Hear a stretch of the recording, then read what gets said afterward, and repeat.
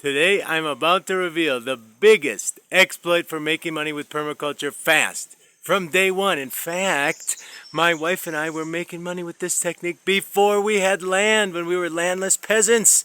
Join us today! So we've been talking about supply chains and throughput and markets and products, and I think all of this is great.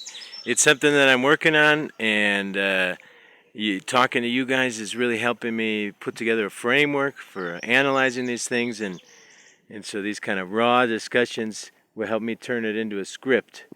But I wanted to, just for all of you guys that are actually paying attention right now, I wanted to reveal the best way to make money. If it helps you, take it. And that's using biodiversity itself to make money. That is propagating in some sort of nursery or a living nursery. This, for example, this variety of salvia, they call it liberal here.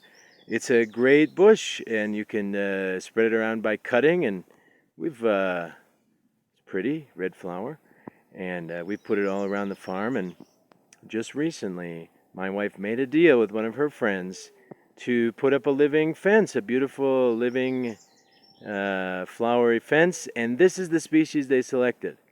And because we have these living around our farm, we can easily find 30, 40, 50 cuttings and take it over there and put them in, install them, and we've made a sale. We've sold 50 of these. We didn't have to pre-prepare them. One of the tricky things about nurseries is an inventory issue. Oh, it's a big inventory issue. You can propagate anything. But in my experience, people either want one or they want 1,000. They rarely want, 7 of the same plant. They want to make, they want to fill a hectare, or they want a few, and they'll propagate them themselves. Why is this so broken? Why is this so a great deal for permaculture people? And that's because permaculture people naturally play with biodiversity. I've gotten a lot of comments. These are anthurios. I'm not sure how you call these in English, but they're beautiful flowers that we continue to propagate, grow well in the shade, filling in spaces in our system. But we can both sell the flowers, although that requires a chill chain. It requires that we're, for example, very good prices on flowers in Bogota, but we'd need to figure out how to keep them in a cool box all the way to Bogota. And maybe one day we'll do that. We do grow a lot of flowers.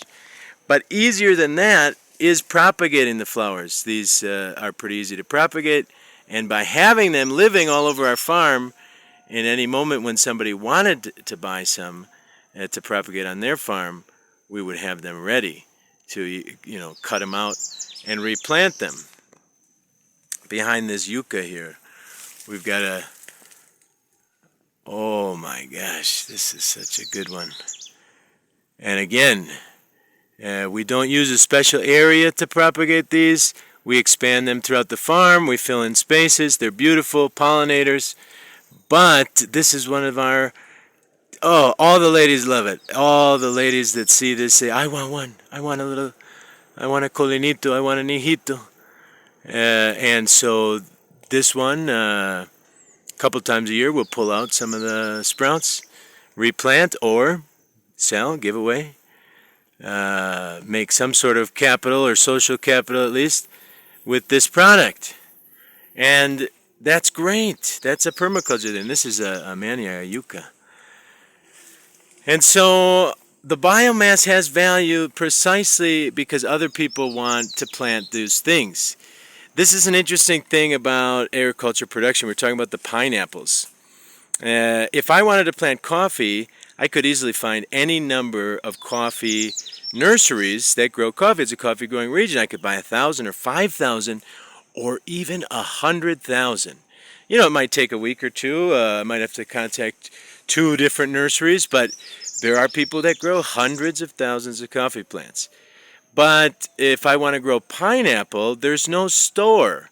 The pineapple seed, the top, is garbage. So technically I could get it for free if I invest the time, if I invest the social capital in talking to the pizza places that make those pineapple pizzas that some people like, and get 20, 30, 40 a week and grow our selection.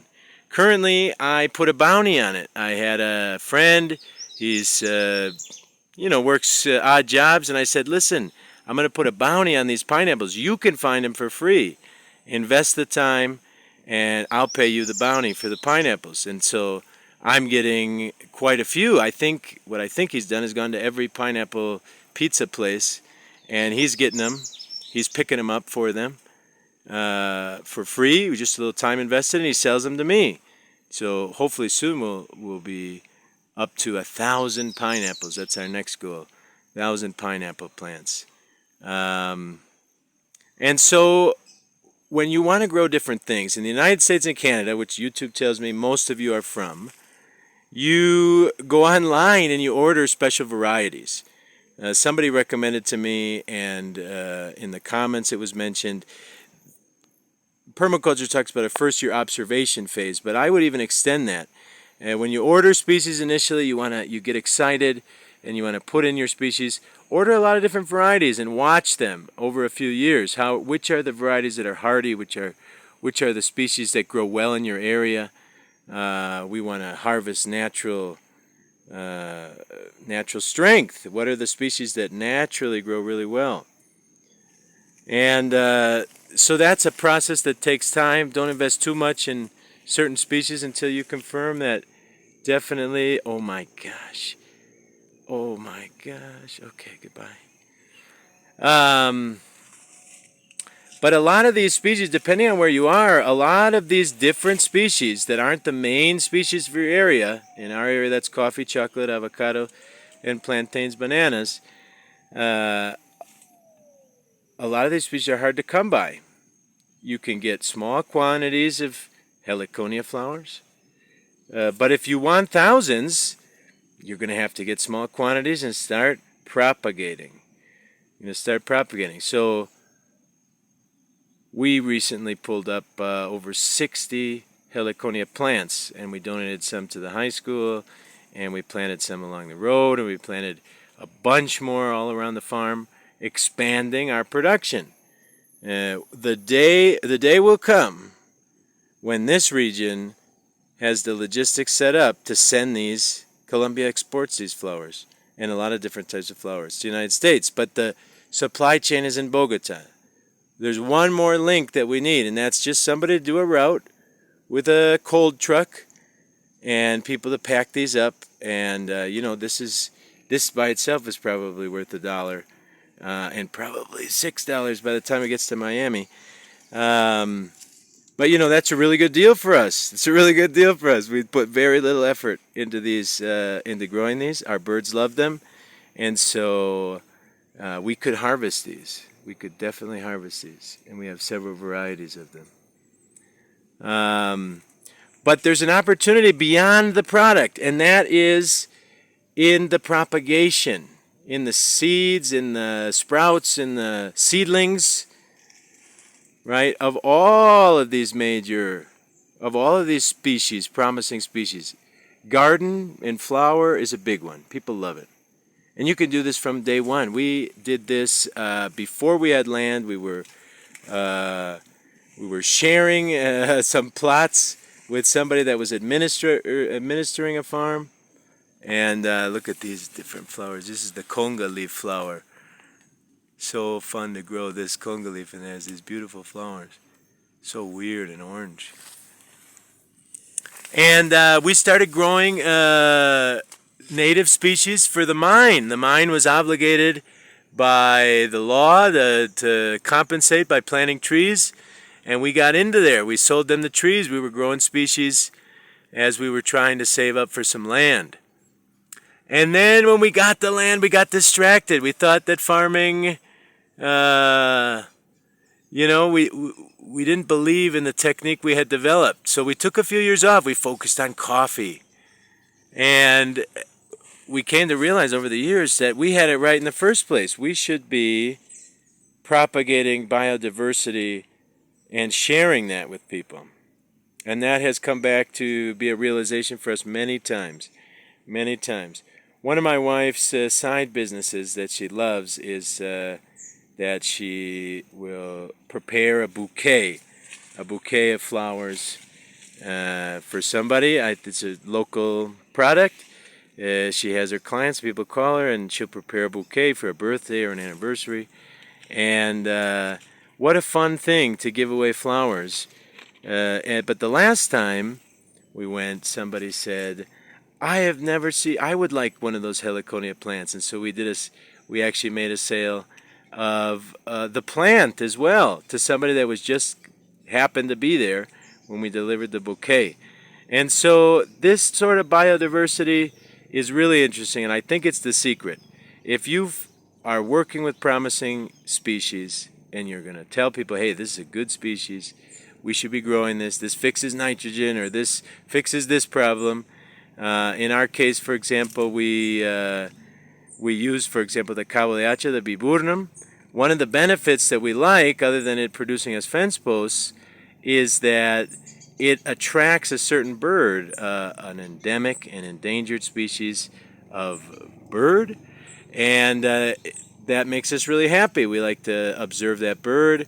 My wife likes to post those sorts of pictures on eBird and iNaturalist. And so there's side benefits of this. So I tell my neighbors, hey, you use posts, why don't you plant some of these trees? And you know what they say to me? Sure, where do I get them? Wow, I got a nursery. I'll sell you some trees. But, wait, I don't have any trees in the nursery right now. Let's go see what we can do about that. In the woods, let me show you something cool. So because we have these woods with some native species, we can go along on the ground and we can find, we call these rescates, like little rescue seedlings. But they're all over the place here. Here's an espadero. That's really good for posts as well. And also birds like these. So birds perch in this forest and they poop the seeds that they've eaten. Here's another little guy. Look at these guys. So we can go along here and we can search. And I betcha we're going to find patches all along here with native trees. Native trees, and particular native trees that the birds really like. And so if we can identify these, the forest becomes our nursery. Here's a cordoncillo, medicinal plant that is kind of going extinct locally. It's quite a weed, but people have to walk further and further from town to get it. So every once in a while somebody will ask me, and I'll, when I go down to town, I'll bring 50 cents worth of this plant because it grows really abundantly here on our farm. And so we can go along here and we can just search and find all sorts of little trees. Now we cleaned up a lot of these. If we don't pull them up, look at you, yes. If we don't take this out and sell it to the neighbor, it'll become like this one. This one now taller than me. I can prune it to make it go straight and it'll grow fence posts for me. Or I can take a little bit thicker than this. Probably this one would be good. And we can make it with cuttings too. So this could be potentially 4 or 5 different viburnums on my farm or the neighbor's farm.